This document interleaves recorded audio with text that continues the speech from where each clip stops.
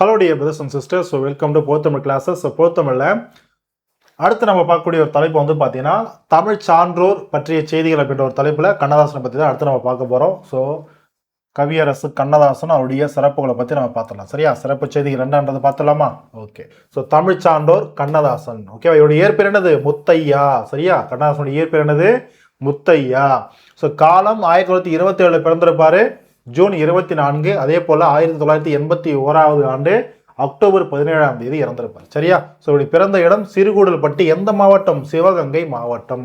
இவருடைய பெற்றோர் தந்தை சாத்தப்பன், தாயார் விசாலாட்சி அம்மாள். ஓகேவா? ஸோ தமிழ்நாடு அரசனுடைய அரசவை கவிஞராக இருந்தவர். ஓகேவா? ஸோ பல திரைப்பட பாடல்களை எழுதியிருக்கார், நம்மளுக்கு தெரியும் கண்ணதாசன். ஸோ எனக்கு பிடித்த நிறைய கவிஞர்களில் கண்ணதாசனும் ஒரு முக்கியமான ஆள். ஓகேவா? ஸோ ஓகே, எல்லாருக்கும் பிடிக்கும் இல்லையா கண்ணதாசனுடைய நூல்களை படிக்கும்போது, பாடல்களை படிக்கும்போது, அதே போல் முடியரசன், கண்ணதாசன் இவங்களுடைய, அதே போல் பட்டுக்கோட்டையார் இவங்களுடைய கவிதைகள்லாம் படிக்கும்போது என்ன சொல்றது, ரொம்ப ஒரு உணர்ச்சி பூர்வமாக இருக்கும் இல்லையா, ஒரு எழுச்சியோடு இருக்கும். ஸோ அந்த மாதிரி தான். ஸோ அடுத்து பாருங்க, நூல்கள். கண்ணதாசனுடைய நூல்கள் பார்க்கும்போது நிறைய நூல்கள் இருக்குது. அதில் முக்கியமானது எல்லாமே வந்து பார்த்தீங்கன்னா பார்க்க போகிறோம். பாருங்க, ஆட்டனத்தி ஆதிமந்தி, இது ஒரு காப்பிய நூல். ஓகேவா? மாங்கனி, இவருடைய முதல் காப்பிய நூல் மாங்கனி. மேபி கொஸ்டினில் கேட்கலாம், பார்த்துக்கோங்க. இயேசு காவியம். இயேசு காவியம் ரொம்ப இம்பார்ட்டன்ட், ஏன்னா அது சார்ந்து பாடப்புத்தகத்தில் இருக்குது. ஸோ இயேசு காவியம். கல்லர்குடி மா காவியம், இதுவும் அவருடைய காப்பியம். மலர்கள்ன்றதும் காப்பியம். இதில் இருக்கிறது எல்லாமே முக்கியமான நூல்கள் தான். எல்லாத்தையும் தயவுசெய்து தெரிஞ்சு வச்சுக்கோங்க. சரியா? அடுத்து பாருங்க, ஆயிரம் தீவு அங்கையர் கண்ணி, இது ஒரு புதினம். சேரமான் காதலை, இந்த சேரமான் காதலைக்காக தான் சாகித்ய அகாடமி விருது வாங்கியிருப்பாரு 1980. இது ஒரு புதினம். சரியா? இது ஒரு புதின நூல். சரியா? நாவல். அடுத்து பாருங்க, வேளங்குடி திருவிழா, குமரி காண்டம், ராச தண்டனை, இது எல்லாமே யாருடையது? கண்ணதாசனுடைய படைப்புகள், அதாவது நூல்கள். சரியா? ஓகே. அடுத்து பாருங்க, ஊமையன் கோட்டை, ஆயிரங்கால் மண்டபம், கண்ணதாசன் கவிதைகள், இது வந்து பார்த்தீங்கன்னா தொகுப்பு நூல்கள். ஓகே. அடுத்து பாருங்க, சிவகங்கை சீமை, விளக்கு மட்டுமா சிவப்பு, சிங்காரி பார்த்த சென்னை, அர்த்தமுள்ள இந்து மதம், இது ரொம்ப இம்பார்ட்டன்ட், ஏன்னா உரைநடை தத்துவ, அது சமய தத்துவ நூல். அடுத்து பாருங்க, கிருஷ்ண கவசம், ஸ்ரீ கிருஷ்ண கவசம், இது ஒரு சிற்றிலக்கியம், பக்தி பாடல். சுயசரிதை, இவருடைய சுயசரிதை பாருங்க, வனவாசம் மனவாசம். ஓகேவா? அது இல்லாம உரைநடை கட்டுரை நூலையும் எழுதியிருக்காரு. ஞான மாளிகா, புஷ்ப மாளிகா, ராக மாளிகா. மாளிகான்னு வருதுனாவே அது உரைநடை கட்டுரை நூல் அர்த்தம். ஓகேவா? ஸோ அதெல்லாம் பாருங்க, மாளிகான்னு வந்தாலும் கண்ணதாசனுடைய நூல் அப்படின்றது ஞாபகம் வச்சுக்கணும். ஓகேவா? அடுத்து பாருங்க, 20க்கும் மேற்பட்ட புதினங்களை, அந்த நாவல்களை கொடுத்துருக்காரு. ஓகேவா? இவருடைய சிறப்பு பேரும் பார்க்கும்போது கவியரசு கண்ணதாசன் சொல்லுவோம், கவி சக்கரவர்த்தி கண்ணதாசன் சொல்லுவோம், குழந்தை மனம் கொண்டவர் அப்படின்னு சொல்லுவோம். யாரை சொல்லுவோம்? கண்ணதாசன் சொல்லுவோம். சரியா? அடுத்து பாருங்க, புனைப்பெயர்கள். புனைப்பெயர்னா என்னன்னு உங்களுக்கு தெரியும். ஒரு கவிஞர்கள் வந்து பார்த்தீங்கன்னா ஒரு கவிதையோ படைப்போ ஏதோ இடத்துல வெளியிடுறாங்கன்னு வச்சுக்கோங்களேன். பொதுவாக ஒரு பொதுத்தளத்தில் வெளியிடுறாங்க, இல்லை மற்ற வாசகர்கள் படிக்கிறதுக்காக கொடுக்குறாங்க அப்படின்னா, தன்னுடைய பேரை வந்து பார்த்தீங்கன்னா டைரெக்டாக குறிப்பிடாம இந்த கவிஞர் யாருன்னே தெரியாது. அதுக்கு பதிலாக என்ன பண்ணுவாங்க, தன்னுடைய பேருக்கு பதிலாக என்ன பண்ணுவாங்கன்னா ஒரு புனைப்பெயர் வச்சுப்பாங்க. ஓகேவா? ஒரு புனைப்பெயரை வச்சு படைப்புகளை கொடுப்பாங்க, அதுதான் புனைப்பெயர். ஓகேவா? ஸோ இதானது காரை முத்து புலவர் அப்படின்ற பெயர்லையும், வணங்காமுடின்ற பெயர்லையும் பாருங்க, கமகப்பிரியா அப்படின்ற பெயர்லையும், துப்பாக்கி, பார்வதிநாதன், ஆரோக்கியசாமி, இந்த மாதிரி பெயர்கள்லாம் படைப்புகளை கொடுத்துருக்காரு புனைப்பெயராக வச்சு. மற்றவங்களுக்கு தெரியாம புனைப்பெயராக தன்னுடைய பேரை வந்து இந்த மாதிரி புனைப்பெயர்களை வச்சு படைப்புகளை கொடுத்துருக்காரு. சரியா? அடுத்து இதழ்கள். ஸோ கண்ணதாசனோட தொடர்புடைய இதழ்கள் பார்க்கும்போது திருமகள், தென்றல், திரை, ஓகேவா, தமிழ் மலர், திரையிட ஆல்ரெடி பார்த்துட்டோம், திரையொலி, முல்லை, கண்ணதாசன், சண்டமாருதம், மேதாவி, கடிதம். ஓகேவா? இதெல்லாம் ரொம்ப ரொம்ப இம்பார்ட்டன்ட். இதில் திருமகள், தென்றல், என்ன சொல்றது, தமிழ் மலர், முல்லை, சண்டமாருதம், மேதாவி, கடிதம், இதெல்லாம் ரொம்ப இம்பார்ட்டன்ட். ஓகேவா? எல்லாமே இம்பார்ட்டன்ட் தான். ஓகேவா? பார்த்துக்கோங்க, ஏன்னா கண்ணதாசன் வந்து முக்கியமான டாபிக், எங்கே ஆனாலும் கொஸ்டின் கேட்கலாம். ஓகேவா? ஓகே. அடுத்து பாருங்க, பாடப்பகுதிக்கு வந்துட்டோமா? ஸோ 7வது புதிய புத்தகத்தில் மழை பொழிவுன்னு சொல்லக்கூடிய ஒரு பகுதியில் வந்து கொஸ்டின்கள் சரியா பாடப்பகுதியை கொடுத்துருப்பாங்க. இது கண்ணதாசனுடைய இயேசு காவியம் நூல் இருக்கு இல்லையா, அந்த நூல்லேருந்து இருக்கக்கூடிய ஒரு பகுதி தான். ஓகேவா? மழை பொழிவுன்றது, அதாவது இயேசுடைய மலைப்பொழிவு சார்ந்த ஒரு பகுதியை கொடுத்துருப்பாரு. அவர் என்ன சொல்லார்ன்றதை ஸோ கண்ணதாசன் அவர்கள் சொல்லியிருப்பார். பாருங்க, சாந்தமுடையோர் பேறு பெற்றோர் என தத்துவமும் சொன்னார். யார் சொன்னார்? இயேசு சொன்னார் அப்படின்ட்டு கண்ணதாசனுடைய பாடல் வரிகள் இருக்கும். சரியா? இந்த தாரணியான உலகம், இந்த தாரணி முழுவதும் அவர்களுக்கு உரியது, தலைவர்கள் அவர் என்றார். மாந்தரின் வாழ்வில் தேவைப்படுவது சாந்தம்தான். சாந்தமானது அமைதி. ஓகேவா? சாந்தம் தான் என்றார். அது மண்ணையும் ஆளும் விண்ணையும் ஆளும் மகத்துவம் பார் என்றார். சாதிகளாலும் வேதங்களாலும் தள்ளாடும் உலகம், அது தர்மம் ஒன்றை நம்பிய பிறகே அடங்கிவிடும் கலகம். ஸோ சாதி மதம் பேதங்கள் அப்படின்றது மக்களுக்குள்ள நம்ம ஏற்படுத்தக்கூடிய கலகம். சரியா? அது தர்மம்னு ஒரு, அதை பார்த்தீங்கன்னா நீதி நேர்மைன்னு சொல்லிட்டு ஒரு விஷயத்தை நம்ம எப்போ நம்ம உணர்றோமோ, எல்லாரும் சமம்னு எப்போ உணர்றோமோ அப்போதான் அந்த கலகம்ன்றது அடங்கும்னு சொல்றாரு. அடுத்து பாருங்க, ஓதும் பொருளாதாரம் தனிலும் உன்னத அறம் வேண்டும். நீங்க எந்த ஒரு வேலையை செஞ்சாலும் சரி அறத்தோடு செய்யணும் அப்படின்னு சொல்றது. ஓகேவா? அடுத்து பாருங்க, புவி உயர்வு தாழ்வும் இல்லாததென வாழ்வினை பெற வேண்டும். அடுத்து பாருங்க, இரக்கமுடையோர் பேறு பெற்றோர் என இயேசு பிரான் சொன்னார். அவர் இரக்கம் காட்டி இரக்கத்தை பெறுவர், இதுதான் பரிசு என்றார். மற்றவங்கள்ட்ட அன்பை காட்டி அன்பை பெறணும். ஓகேவா? இதுதான் ஒருத்தர் கிடைக்கக்கூடிய பரிசு. அடுத்து பாருங்க, வாயும் வயிறும் ஆசையில் விழுந்தால் வாழ்க்கை பாலைவனம். சரியா? அவர் தூய மனதில் வாழ நினைத்தால் எல்லாம் சோலைவனம். புரியுது இல்லையா? சொல்லும் போதே புரியுது இல்லையா? ஸோ இதெல்லாம் விலைக்கு சொல்ல வேண்டிய அவசியம் கிடையாது. எல்லாம் சிம்பிளான ஒரு பாடல் வரிகள்லாம் ஈஸியாக புரியும் உங்களுக்கு. சரியா? அடுத்து பாருங்க, தமையும் வாட்டி, தமையம்னது தன்னையும் அர்த்தம். தன்னையும் வாட்டி பிறரையும் வாட்டும் சண்டை சச்சரவு, தினம் தன்னாடு என்றும் பிறர் நாடு என்றும் பேசும் பொய்யறிவு. இது என்னுடைய நாடு என்னுடைய நிலம் சொல்லிட்டு மாற்றி மாற்றி சண்டை போட்டுக்கிறோம் இல்லையா? அது ஒரு பொய்யான அறிவு தானே அப்படின்ற மாதிரி சொல்றாரு. அடுத்து பாருங்க, இமைக்கும் பொழுதில் 1000 போட்டி எத்தனை வீண்கனவு, தினம் இவை இல்லாது அமைதிகள் செய்தால் இதயம் மலை அளவு. ஓகேவா? 1000 போட்டி 1000 கனவுகள் இருக்கு இல்லையா? இது எல்லாருக்கும் எத்தனை வந்து பார்த்தீங்கன்னா இது நிறைவேறுது, நிறைய வந்து வீணாக போகுது இல்லையா? அதான் சொல்லியிருப்பார். ஓகே, அடுத்து பாருங்க. ஸோ புரிஞ்சது இல்லையா? இதெல்லாம் பேசிக் தான். இதில் வந்து பெருசாக நீங்கள் என்ன சொல்லுது, இது சங்க இலக்கியங்கள் மாதிரி ரொம்ப புரிஞ்சுக்கிற மாதிரி கிடையாது. படிக்கும் போதே உங்களுக்கு பாட வேண்டிய பொருள் புரியும். சரியா? அமைதி, சாந்தம்னா அமைதி, மகத்துவம்னா சிறப்பு, பேதங்கள்னா வேறுபாடுகள், தரணினா உலகம், தாரணினால் உலகம், தத்துவம்னா உண்மை, இரக்கம்னா கருணை. இதெல்லாம் உங்களுக்கு டவுட் எதுவும் டவுட்ல இல்லை? ஸோ அப்போ இப்பாடல் வந்து பார்த்தீங்கன்னா இயேசு காவியம் என்ற நூல் இடம் பெற்றிருக்கு. இயேசு காவியத்தில் மலைப்பொழிவு, அதான் தலைப்பாகவும் நம்ம பார்த்துருப்போம். ஓகேவா? ஸோ அடுத்து பாருங்க, 10ஆம் வகுப்பு புதிய புத்தகம் காலக்கணிதம் அப்படின்ற ஒரு பாடல். சரியா? ரொம்ப சிறந்த ஒரு கவிதை வரிகள் பாருங்க. கவிஞன் யானோர் காலக்கணிதம், கருபடு பொருளை உருப்பட வைப்பேன், புவியில் நானோர் புகழுடை தெய்வம். அவர் கவிஞனுக்கே இருக்கக்கூடிய அந்த ஒரு செருக்குன்னு சொல்லுவாங்க இல்லையா? அந்த ஒரு செருக்கோடு எழுதியிருப்பார். சரியா?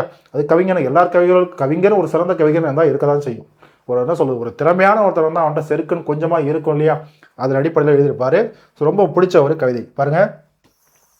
பொன்னினும் விலைமிகு பொருளின் செல்வம், அதாவது பொன்னை விட விலை மதிப்பு மிக்க பொருளின் செல்வம்னா எனது அவருடைய கவிதை திறனை சொல்றார். சரியா? அடுத்து பாருங்க, இவை சரி என்றால் இயம்புவது என் தொழில். எதெல்லாம் சரின்னு தோணுதோ அது இயம்புதான் எனது சொல்லுவது, பேசுவது. ஓகேவா? அதெல்லாம் கூறுவது. ஸோ அப்போ அதெல்லாம் சொல்றது என்னுடைய தொழில், அதான் என்னுடைய தொழில். இவை தவறாயின் எதிர்ப்பதின் வேலை. ஏதாவது தவறுன்னு தெரிஞ்சுன்னா அதை எதிர்த்து நான் பேசுவேன், அதான் என்னுடைய வேலை. ஆக்கல், அழித்தல், அழித்தல், இம்மூன்றும். அதே பார்த்தீங்கன்னா ஆக்களை உருவாக்குதல், அதை வந்து பார்த்தீங்கன்னா என்ன சொல்றது, மேம்படுத்துறது. அடுத்து பார்த்தீங்கன்னா அழிக்கக்கூடியது. ஓகேவா? இல்லாமல் அது பார்த்தீங்கன்னா அழிக்கக்கூடியது. இம்மூன்றும் அவனும் யானும் அறிந்தவை. அப்படின்னது கடவுள்களையும் நானும், இது எங்க 3 பேர், எங்க 2 பேருக்கு மட்டும் தான் தெரியுன்றது சொல்றாரு. சரியா? அறிக, தெரிஞ்சுக்கோங்க.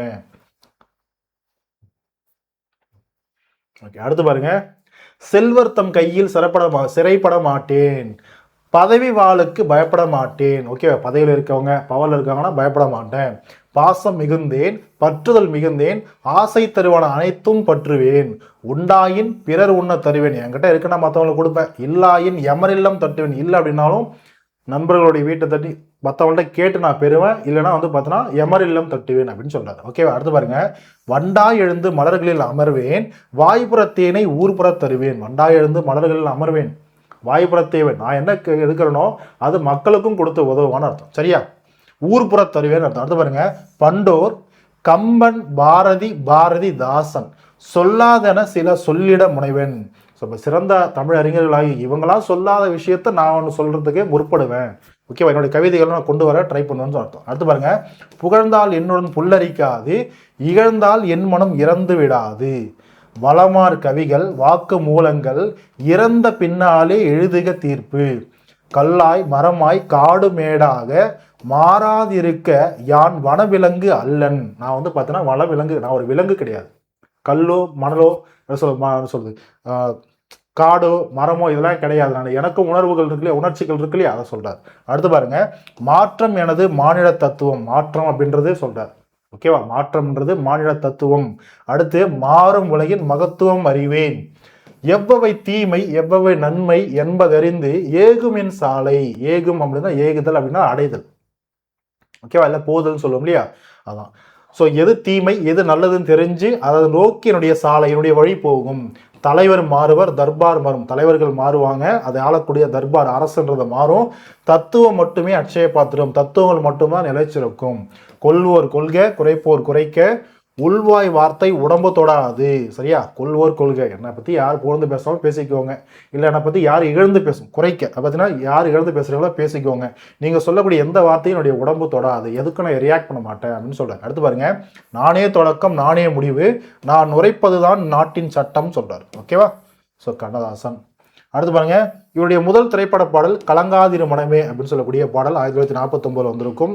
ஸோ திரைப்பட பாடல்கள் வழியே எளிய முறையில் மெய்யியலை, அது தத்துவத்தை, மெய்யியலான தத்துவம், மெய்யியலை தத்துவத்தை மக்களிடையே கொண்டு சேர்த்தவர். ஓகேவா, நிறைய கண்ணதாசனுடைய பாடல்கள்லாம் எம்ஜிஆர் சிவாஜி பாடல்கள்லாம் பார்த்துருக்கோம் இல்லையா, ஸோ அதுதான் தெரிந்தவங்களுக்கு தெரியும், அதை கேட்டவங்களுக்கு தெரியும். ஓகேவா, அடுத்து பாருங்க, நதி வெள்ளம் காய்ந்து விட்டால் நதி செய்த குற்றம் இல்லை, விதி செய்த குற்றமின்றி வேறு யாரம்மா, இது கண்ணதாசனுடைய பாடல். அடுத்து பாருங்க, 9ஆம் பழைய புத்தகம் கண்ணதாசன் கவி இன்பம் அப்படின்றத ஒரு கொடுத்துருப்பாங்க. சரியா, நிறைய அந்தந்த சூழ்நிலைக்கேற்ப வேறு வேறு கவிதைகளாக இருக்கும். பாருங்க, செந்தமிழ் சொல்லெடுத்து இசை தொடுப்பேன், வண்ண சந்தத்திலே கவி சரம் தொடுப்பேன், இது ஒரு கவிதை. அடுத்து பாருங்க, அடுத்த கவிதை. சரியா, இந்த பாடத்தில் அப்படிதான் கொடுத்துருப்பாங்க. வெவ்வேறு காலகட்ட வெவ்வேறு என்ன சொல்றது, நம்ம துறை சார்ந்த வெவ்வேறு பகுதிகளை சார்ந்து வெவ்வேறு கவிதைகள் இருக்கும். சரியா, ஸோ கதிர் வெடித்து பிழம்பு விழ கடல் கொதித்து சூடேற்ற முதுமை மிகு நிலப்பரப்பில் முதற் பரப்பு தோன்றிவிட நதி வரும் முன் மணல் வரும் முன் நலம் வளர்த்த தமிழனங்கே, அதாவது தமிழ் பட்டுன ஒரு என்ன சொல்றது நம்ம செய்யுள். ஓகேவா, ஒரு கவிதை. அடுத்த கவிதை பாருங்க, வாழ்க்கையை பத்தி. சரியா, வாழ்க்கை என்றால் 1000 இருக்கும், வாசல் தோறும் வேதனை இருக்கும். சொன்னது யாரு, இதெல்லாம் கொஸ்டின் கேட்டிருக்காங்க, யாருது, கண்ணதாசனுடையது. ஓகேவா, ஸோ வந்த துன்பம் எதுவென்றாலும் வாடி நின்றல் ஓடுவதில்லை. துன்பம் வந்துருச்சுன்னு வாடி நின்றுட்டோம் அப்படின்னா துன்பம் போயிடுமா, அதுக்கான முயற்சி அடுத்து என்ன பண்ணணும் அப்படின்றத யோசிக்கணும். சரியா, எதையும் தாங்கும் இதயம் இருந்தால் இறுதி வரைக்கும் அமைதி இருக்கும். ஸோ இதெல்லாம் அவருடைய கவிதை வரிகள். ஓகே, அடுத்து பாருங்க, நம்பிக்கை நமக்கு உரம் அறிவுக்கு வழித்தடம் என்று அழுத்தமாக பதிவு செய்கிறார் கண்ணதாசன். போன பாடலாம் பார்த்துருப்போம், அதுதான் அவர் சொன்னது. அடுத்து பாருங்க, இது வந்து பார்த்தீங்கன்னா நண்பர்கள் நம்மளாம் பார்த்தீங்கன்னா இப்போ காலேஜ் முடிச்சிருக்கோம் இல்லையா, காலேஜ் முடிச்சுட்டு போகும்போது நம்மளோட அந்த பிரிவுன்றது இருக்கும் இல்லையா, அதை சார்ந்த ஒரு பாடல். பசுமை நிறைந்த நினைவுகளே, பாடி திறந்த பறவைகளே, பழகி கழித்த தோழர்களே, பறந்து செல்கின்றோம் நாம் பறந்து செல்கின்றோம், அடுத்து எந்த ஊரில் எந்த நாட்டில் என்று காண்போமோ அப்படின்னு ஒரு பிரிவு இருக்கும் இல்லையா, ஸோ அதுதான். அடுத்தது பாருங்க, ஒரு குழந்தைக்கு ஒரு குழந்தைக்கான ஒரு பாடல். முத்தான முத்தல்லவோ மிதந்து வந்த முத்தல்லவோ, கட்டான மலர் அல்லவோ கடவுள் தந்த பொருள் அல்லவோ, சின்னஞ்சிறு சிறகு கொண்ட சிங்கார சிட்டல்லவோ, சரியா, செம்மாதுளை பிளந்து சிரித்து வரும் சிரிப்பல்லவோ, மாவடுன்னு அது மாம்பிஞ்சு, மாவடு கண்ணல்லவோ மைனாவின் மொழி அல்லவோ. ஸோ குழந்தை, ஒரு குழந்தைய வந்து பார்த்தோன்னா வர்ணிச்சு பார்த்தீங்கன்னா ஒரு குழந்தை இது பண்ணி பாடக்கூடிய ஒரு செய்யுள் வரி, ஒரு பாடல், ஒரு கவிதை. சரியா, அடுத்து பாருங்க, எல்லாம் பொது உடைமை பற்றி, பொது உடைமை சார்ந்த ஒரு கவிதை. எல்லாமும் எல்லாரும் எல்லாமும் பெற வேண்டும், இங்கு இல்லாம இல்லாத நிலை வேண்டும். ரொம்ப இம்பார்ட்டன்ட், இதெல்லாம் கொஸ்டின் கேட்கலாம் இல்லையா, பார்த்துக்கோ, எல்லாமே ரொம்ப இம்பார்ட்டன்ட் தான். வல்லான் பொருள் குவிக்கும், வல்லானதை இருக்க வல்லாண்மை வலிமை படைத்தவன் குவிக்கக்கூடிய பொருள் தனியுடைமை நீங்கி வர வேண்டும் இத்திருநாட்டில் பொது உடைமை. அதை பார்த்தோன்னா ஒருத்தனே பொருள் குவிக்கக்கூடிய அந்த நிலைமைன்றது நீங்கிட்டு இந்த திருநாட்டில் பொது உடைமைன்னு வரணும், எல்லாருக்கும் எல்லாம் கிடைக்கக்கூடிய அந்த பொது உடைமை வரணும் அப்படின்றதான் இந்த ஒரு பாடல். ஓகேவா, பாருங்க, சுரண்டல் வறுமை ஆகியன நீங்கவும் சமத்துவம், அதான் பொது உடைமை, சமத்துவம் ஓங்கவும் பொது உடைமை உணர்வே ஏற்றது என்கிறார் கண்ணதாசன். அப்போ கண்ணதாசன் பொது உடைமை ஆதரிக்கிறார். ஓகேவா, ஸோ பார்த்துக்கோங்க. இது மூலமா ஸ்டேட்மெண்ட்ல கூட கொஸ்டின் கேட்கலாம், டைரக்டா புக்ல இருக்காது, ஆனால் கவிதை மூலமா நம்ம தெரிஞ்சுக்கணும். ஓகேவா, அடுத்து பாருங்க, காலை மணியோசை களத்து மணி நெல்லோசை, வாழை இலையோசை வஞ்சியர் கை வலையோசை, தாழை மடலோசை தயிர் மத்தோசை, மத்து தயிர் கிடைவாங்க இல்லையா, அதான். ஓகே, அடுத்து பாருங்க, கோழி குரலோசை குழவியர் வாய் தேனோசை, குழவியர்னா குழந்தைகள். ஓகேவா, ஸோ இது ஒன்று. அடுத்து பாருங்க, உண்மையை சொல்லி நன்மையை செய்தால் உலகம் முன்னிட மயங்கம், இது ஒரு பாடலுடைய வரிகள். ஓகேவா, நம்ம சினிமா பாடலுடைய வரிகள். அடுத்து பாருங்க, நிலை உயரும் போது பணிவு கொண்டால் உயிர்கள் உன்னை வணங்கும், இதெல்லாம் பாடலுடைய பொருள். 6 மனைமை யாருன்னு சொல்லி ஒரு சாங்கம் இல்லையா, அதில் வரும். அடுத்து பாருங்க, நான் நிரந்தரமானவன் அழிவதில்லை, எந்த நிலையிலும் எனக்கு மரணம் இல்லை. சொன்னது யாரு? கண்ணதாசன். ஓகேவா? ஒரு நல்ல கவிஞனுக்கு மரணம் இருக்கா? கிடையாது. எல்லாத்தினால்தான் நம்ம படிச்சுட்டு இருக்கோம், இவரை பற்றி படிச்சுட்டு இருக்கோம். இன்னும் உயிர் வாழ்ந்துதான் இருக்காரு. அவர் இறந்து போயிட்டார் அப்படின்னாலும் அவருடைய கவிதை உயிர் வாழ்ந்து நம்ம படிக்கிறோம் இல்லையா? அதை தான் சொல்லியிருப்பார். ஓகே, அடுத்து பாருங்க. 11ஆம் புதிய புத்தகத்தில் நேரு இறந்தப்போ, ஓகேவா, நேரு இறந்த போது ஆனால் சொல்றது நம்ம அந்த இரங்கல் பாடல் நம்ம சொல்லலாம் இல்லையா, அந்த மாதிரி இரங்கல் பாடல் ஒன்றா பாடியிருப்பார்.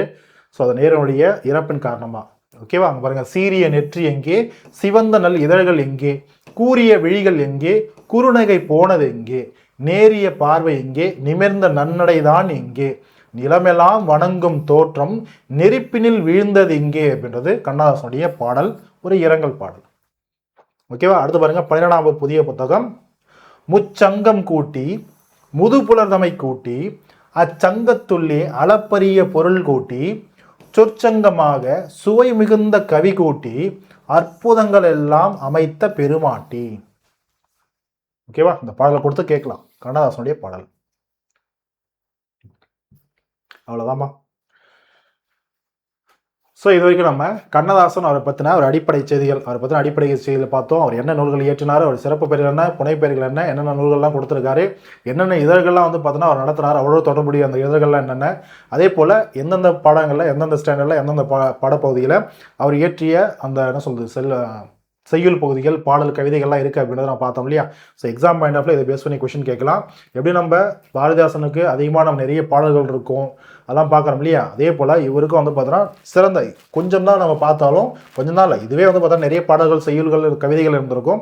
எல்லாமே ரொம்ப இம்பார்ட்டன்ட். சரியா? ஸோ அந்த வரிகள்லாம் வந்து பார்த்தோன்னா ரொம்ப இம்பார்ட்டண்ட்டாக இருக்கும், கேள்வி கேட்குற மாதிரி இருக்கும். சரியா? ஸோ பார்த்துக்கோங்க, நல்லா படிச்சுக்கோங்க, நிறைய ரிவிஷன்றதை கொடுங்க, டெஸ்ட் போட்டு பாருங்கள். அடுத்த ஒரு தலைப்பு நம்ம பார்க்கக்கூடியது காயிதே மில்லத். அது அடுத்த ஒரு வகுப்பில் நம்ம அடுத்த ஒரு கிளாஸில் நம்ம அடுத்த ஒரு வீடியோவில் பார்க்கலாம். ஸோ தேங்க்யூம்மா, தேங்க்யூ.